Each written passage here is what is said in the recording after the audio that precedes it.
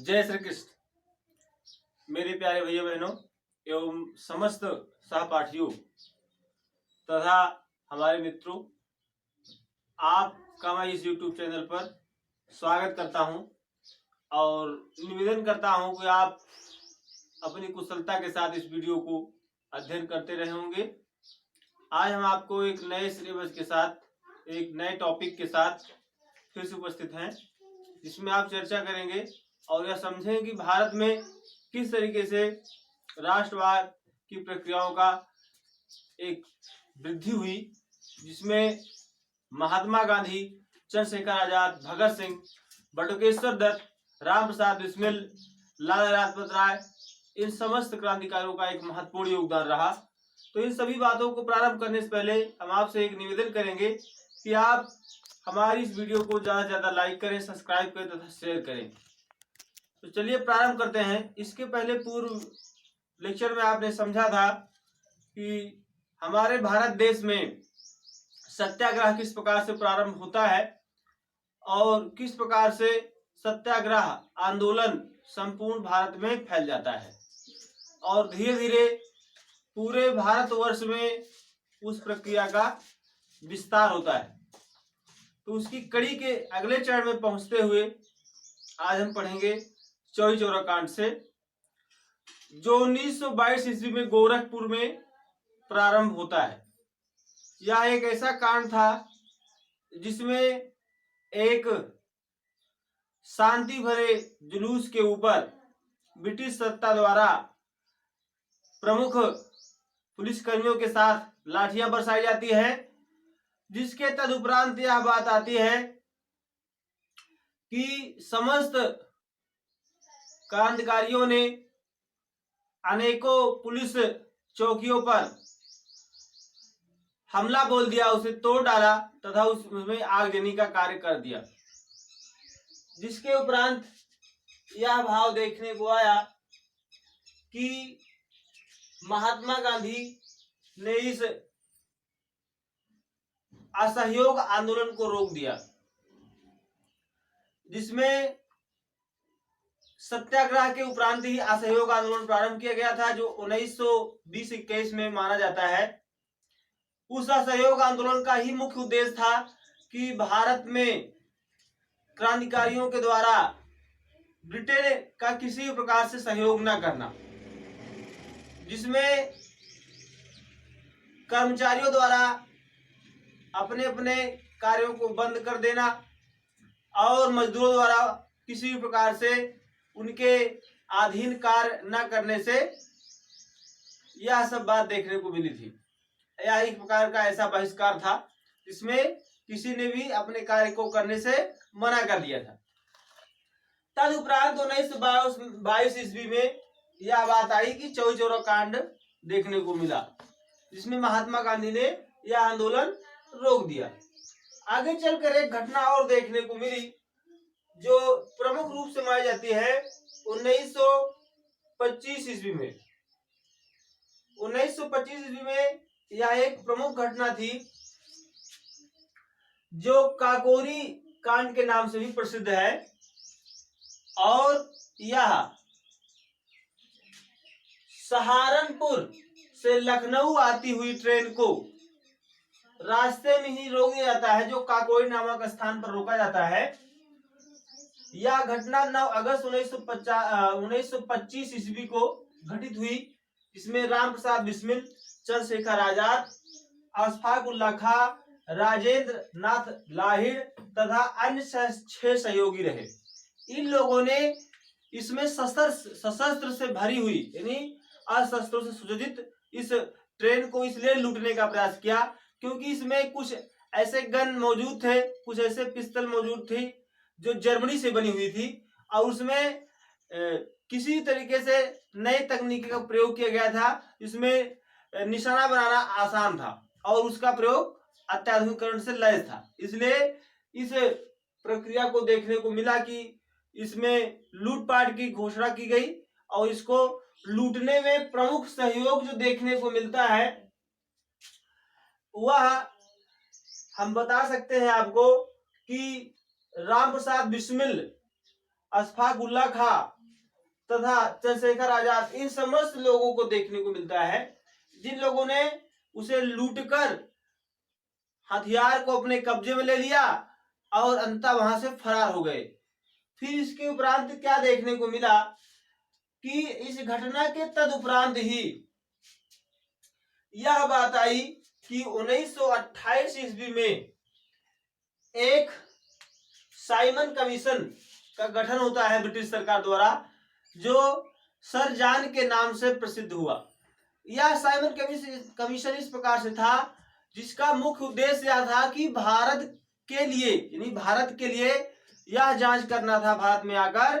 कि यहाँ की जो लोग हैं, यहाँ की जो सत्ताधीन लोग हैं, क्या उनके अंदर ऐसी काबिलियत है कि वे सरकार को चला सकते हैं बिना ब्रिटिश की सहायता के। इसलिए उसमें किसी प्रकार का कोई भी लीडर शामिल नहीं किया गया था। भारतीय कोई भी नेता उसमें भाग नहीं ले रहा था, जिसके परिणाम स्वरूप यह बात देखने को मिली कि इसका जमकर विद्रोह किया गया। जब यह 1927 से 28 में भारत में पहुंचा, 1927 में इसकी मांग को लेकर बैठक हुई और उस पर ब्रिटिश सरकार ने इसको पारित करने को, इस एक्ट को पारित, इस कमीशन को पारित करने का उद्घोषणा किया और 1928 में यह फरवरी के महीने में भारत पहुंचा तो इसका जमकर विद्रोह किया गया। यह लॉर्ड इरविन के द्वारा पारित माना गया था। इसको एक, इसकी अध्यक्षता में कह सकते हैं कि लॉर्ड इरविन की देखरेख में इसे लाया गया था और नाम रखा गया था सर जॉन कमीशन के नाम पर। जो Simon commission sir John commission थे, जिनको पूरा का नाम उनका था सर जॉन, तो उन्होंने सर जॉन के नाम से एक कमीशन बनाया गया था। तो इसका जमकर विद्रोह हुआ और विद्रोह इस प्रकार से हुआ कि लाला लाजपत राय और महात्मा गांधी तथा पंडित जवाहरलाल नेहरू, ये समस्त लोग उसमें भाग ले रहे थे और भी क्रांतिकारी थे, जिसमें लाला लाजपत राय के सीने पर कई लाठियां बरसाई गई तथा उनके सर पर, जिससे वे घायल हो गए, अतः उनकी बाद में मृत्यु हो गई और इसमें पंडित जवाहरलाल नेहरू भी घायल हो गए। तो इस सर जॉन कमीशन का एक परिणाम यहां देखने को मिला कि लॉर्ड इरविन के द्वारा डोमिनियन स्टेट गोलमोल का ऐलान कर दिया गया, जिसमें 1929 ईस्वी में इस गोलमोल का अर्थ है, इसमें कोई भी बात ठीक तरीके से नहीं रखी गई कि भारत के लिए कोई विशेष ऐलान होगा, क्योंकि यह एक प्रकार का कह सकते हैं कि घुमावी प्रक्रिया को जन्म देना था। इसी के लिए इसका नाम गोलमेज सम्मेलन रखा गया। गोलमोल बात को लेकर कहा गया, 1929 में थी, इसलिए इसको गोलमेज सम्मेलन के द्वारा भी देखने को माना जाता है। आगे चलकर यह बात आई कि इस सम्मेलन का मुख्य उद्देश्य यह था कि संवैधानिक प्रक्रियाओं को जन्म दिया जाए और वह भावी संविधान की रचना के लिए या संविधान को जन्म देने के लिए गोलमेज सम्मेलन 1929, 30 और 31 में शामिल किया गया। पहले में तो किसी प्रकार की बैठक को मान्यता नहीं दी गई। दूसरे सम्मेलन में महात्मा गांधी ने भारत में स्वाधीनता को लाने के लिए बात को रखा और तीसरे में इस तरीके से भारत में 3 प्रकार की गोलमेज सम्मेलन की प्रक्रियाओं को जन्म दिया गया। आगे चलकर हम आप इस पर विस्तृत से चर्चा करेंगे कि गोलमेज सम्मेलन का वास्तविकता क्या थी और उसका प्रमुख लाभ क्या देखने को मिला भारत में। उसके पहले हम आपको मुख्य बिंदुओं पर चर्चा कर रहे हैं। तो इसके उपरांत यह बात आई कि लाहौर अधिवेशन आया, यानी लाहौर अधिवेशन का प्रादुर्भाव हुआ, जन्म हुआ, जो 1929 ईस्वी में पंडित जवाहरलाल नेहरू की अध्यक्षता में कांग्रेस के लाहौर अधिवेशन को पूर्ण स्वराज की मांग माना। लाहौर अधिवेशन का अर्थ है कि कांग्रेस जो कमेटी थी उसके द्वारा अपने देश को स्वतंत्र करने के लिए अंग्रेजों से स्वाधीनता की मांग करने लगी कि हमें पूर्ण स्वराज, हमारा ही इस पे राज हो, किसी दूसरे का ना हो, ऐसी मांग करने लगी, जो 26 जनवरी 1930 ईस्वी को भारत को स्वतंत्र करने का एक प्रस्ताव पारित कर लिया गया। यह माना जाने लगा कि भारत को 26 जनवरी 1930 को ही ऐसा कर दिया जाए कि भारत स्वतंत्र हो जाए। वरन इसमें पूर्णतः ब्रिटिश सरकार ने कुछ भी करने से मना कर दिया। पहले मोहम्मद इकबाल ने ही इस बात को रखा था, और उसके बाद क्योंकि वह एक विशेष क्रांतिकारी था, परंतु इसमें अंग्रेजी सरकार ने इस पर मान्यता नहीं दी। आगे चलकर 1947 में तो आजाद हुआ है, परंतु सबसे पहले जो बात रखी गई 26 जनवरी 1930 को रखी गई। इसके बाद ही समस्त घटनाओं का जन्म हुआ, जिसमें आप समझ सकते हैं कि सबने अवज्ञा आंदोलन, नमक कानून का तोड़ना, ये सब बात आई।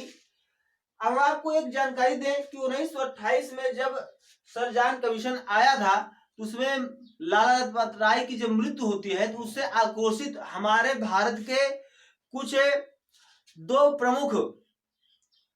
गुटों में बटे हुए, जिसमें हम कह सकते हैं कि नरम दल या गरम दल के लीडर्स ने यह बात रखी कि हम लेजिस्लेटिव असेंबली को भंग करने का प्रयास करेंगे। जो एक सभा थी उसको भंग करने का प्रयास करेंगे, और उसको प्रयास करने के बाद क्या बात आएगी कि मुख्य रूप से उन्होंने क्या किया कि 6 जून 1929 ईस्वी को असेंबली में बम फेंका, और बम फेंकने के उपरांत यह बात आई कि उन्हें फांसी पर चढ़ा दिया गया।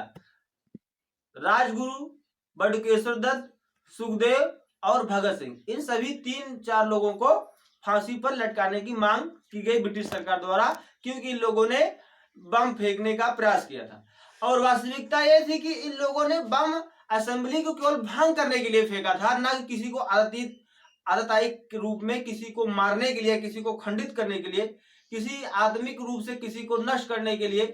किसी मानवीय घटनाओं को ना चेतना देते हुए इन लोगों ने ऐसा प्रयास किया था कि केवल असेंबली भंग हो जाए और हम अपनी बातों को रख सकें कि हम आपकी बात से सहमत नहीं है। मात्र इतना ही कारण था, क्योंकि कुछ ऐसे क्रांतिकारी थे जिनको जेल में डालकर उनके मानवीय अधीनता, यानी जो मानवीय स्वतंत्रता होती है उसको अधीनता में बदल दिया गया था। उनके अधीनता के अंतर्गत उनके मानवीय गुणों को छीन लिया गया था। इसलिए इन लोगों ने असेंबली को भंग करके अपनी बातों को रखने का प्रयास किया कि हमें एक कैदियों की भांति रखा जाए, जो संवैधानिक रूप से हो, उसमें गैर संवैधानिक प्रक्रियाओं का जन्म ना दिया जाए, जिसमें उन्हें खाने के लिए भोजन दिया जाए और पीने के लिए सही पानी, रख रखाव की व्यवस्थाएं तथा और भी पढ़ने लिखने की जो भी चीजें हैं उनको उपलब्ध कराई जाए। परंतु उसके विद्रोह में ही सभी कार्य होते रहे, इसलिए उन्होंने असेंबली में बम फेंकने का प्रयास किया था, और अपने जो प्रमुख क्रांतिकारी थे उनका बदला लेने के लिए, परंतु किसी को जान माल के साथ खतरा न पहुंचाने के लिए ये बात रखी गई थी। तो इस तरीके से आपने इन समस्त चीजों का अध्ययन किया। इसमें एक चीज और भी आती है कि यह जो नरम दल और गरम दल था, ये 2 रूपों में इसलिए व्यक्त हो जाता है क्योंकि महात्मा गांधी जी जो थे